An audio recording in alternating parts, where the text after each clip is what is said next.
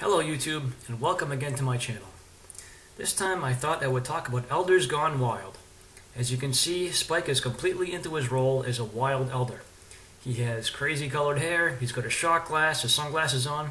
He is ready for a night on the town, and it looks like he's going to Las Vegas. Great place to go crazy, because there's lots of crazy stuff happening there. I can assure you there will be no topless elders during this video. So, what do I mean by elders gone wild?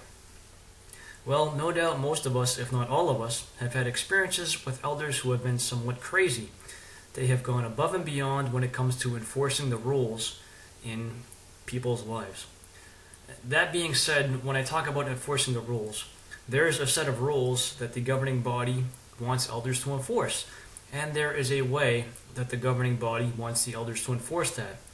That is set out for the elders in their handbook, which I've talked about before, but also in the numerous amount of letters that the elders get from the governing body, directing them on how to handle certain matters. So there's a very specifically defined way for the elders to approach things, and there's a lot of procedure as to how they should do it. However, no doubt you are aware of the fact that many elders do not follow those procedures. Why is that? Well, there's a number of reasons. There are elders that don't follow that for good reasons, and there are elders that don't follow that for bad reasons. This video is going to focus more so on the latter, those who don't follow it for bad reasons. So, some people don't follow it because what they want to do is they want to imply or they want to enforce their own standards onto everybody else. And sometimes their own standards go above and beyond what's in print from the society. We've probably all come across these types of individuals. They're the types of elders that will tell you that if you don't do things a certain way, then that's as if you're disassociating yourself. They might call you in and question you about things they have no business questioning you about. They will get way too involved in your personal life. These type of elders are all throughout the organization, and they are all around the earth. I've heard a lot of crazy stories about things. I'm not going to repeat a lot of them because second and third hand information just is not really worth repeating to me because I can't verify it. But there are a lot of times that elders have gone above and beyond to mess up people's lives, to put it mildly. And within my own experience, we had at least one brother on our body of elders who would go above and beyond to mess up people's lives.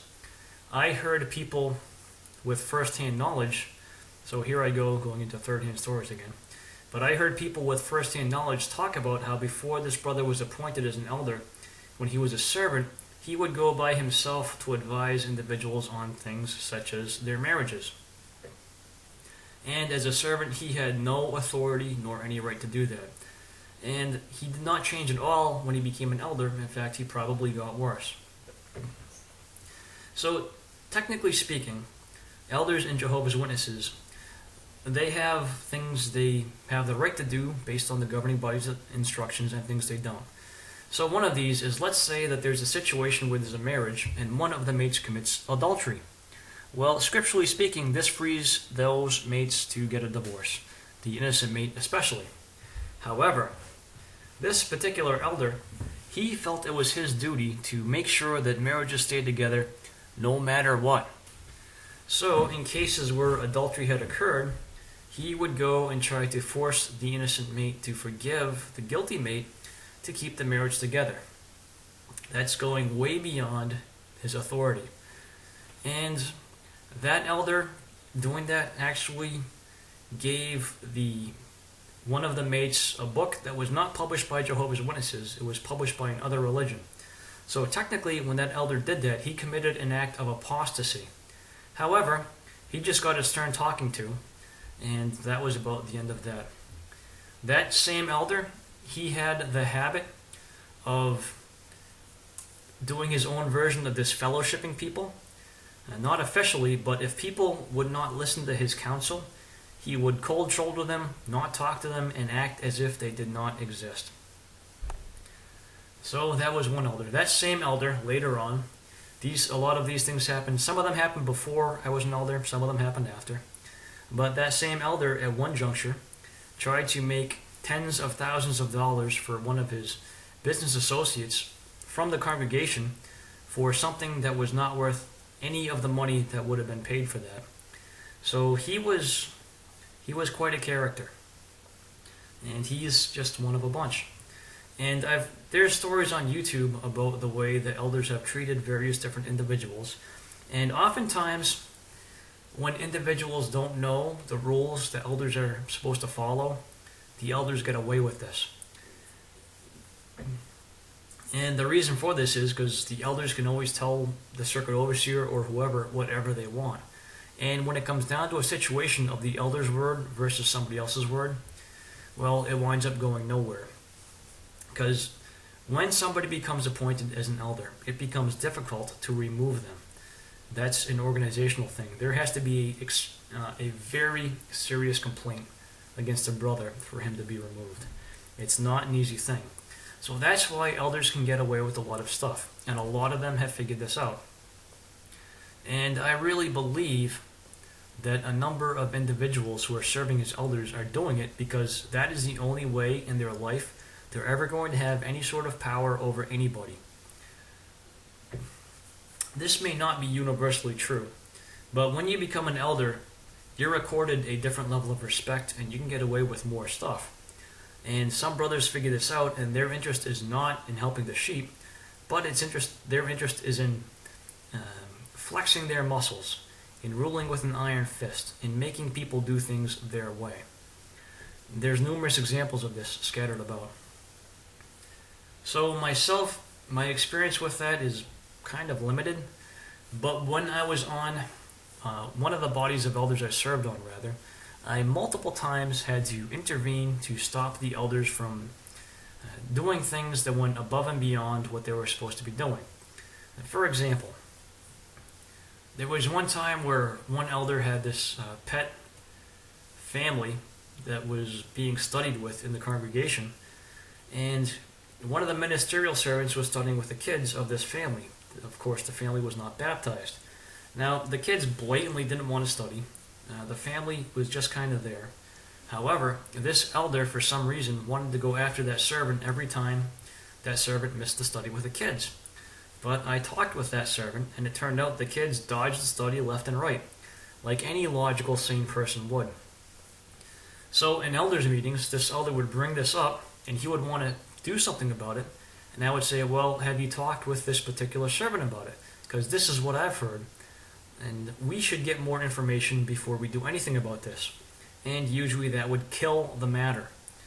But a number of times, elders will get one side of the story, and they will want to run off on a wild goose chase and cause all kinds of trouble that is not necessary because they don't have all the information. The funny thing is, elders are actually counseled against doing this, but a great majority of them don't listen. They hear one side of the story, and that's their chance to get involved and to start wreaking havoc, and that is what they do. And a lot of them do this, I believe, because they think they're doing the right thing. But I also know that a lot of them do this because that's their chance to flex their muscles, and they like being in charge whenever they can. In fact, the elder I earlier referred to, he one time gave a comment at the Kingdom Hall about how Jesus was a micromanager. So if you can possibly read the Christian Greek scriptures and come to the conclusion that Jesus is a micromanager, you've got to be smoking some pretty strong stuff as far as I'm concerned. Whether or not you're Christian, if you read the Christian Greek scriptures, I'm pretty sure you will never think that Christ is a micromanager. But this particular elder did.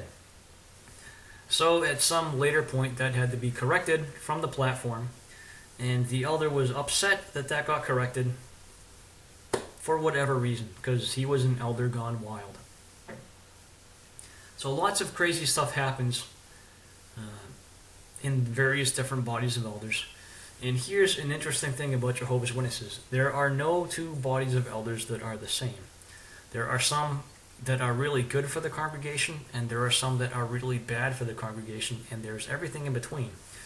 I don't have enough experience to tell you what the percentage is, but every single body I've worked with has had its own feel, its own flavor, its own personality.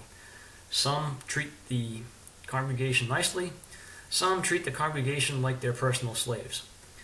And typically speaking, my guess would be the individuals who are watching these videos have been in congregations where the elders have been tyrants who have treated them like slaves.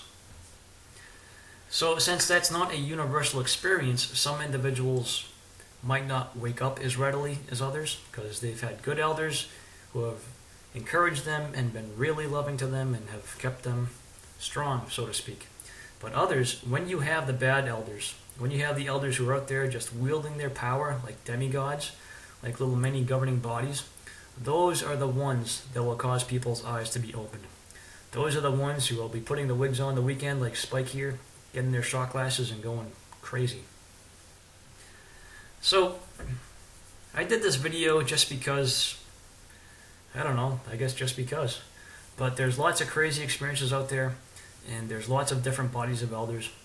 I've served on decent bodies where they really thoroughly cared about the sheep, about the congregation, that is, and they were nice to work with. And I've served on bodies where there were some real self-centered jerks who just wanted things done their own way.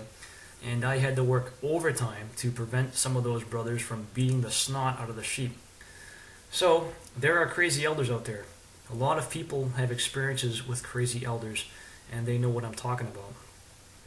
So, coming from the standpoint of an elder, I've had those experiences on a different level, and I can see the fact that in different congregations, things work out differently. I guess I don't really have much more to say about that.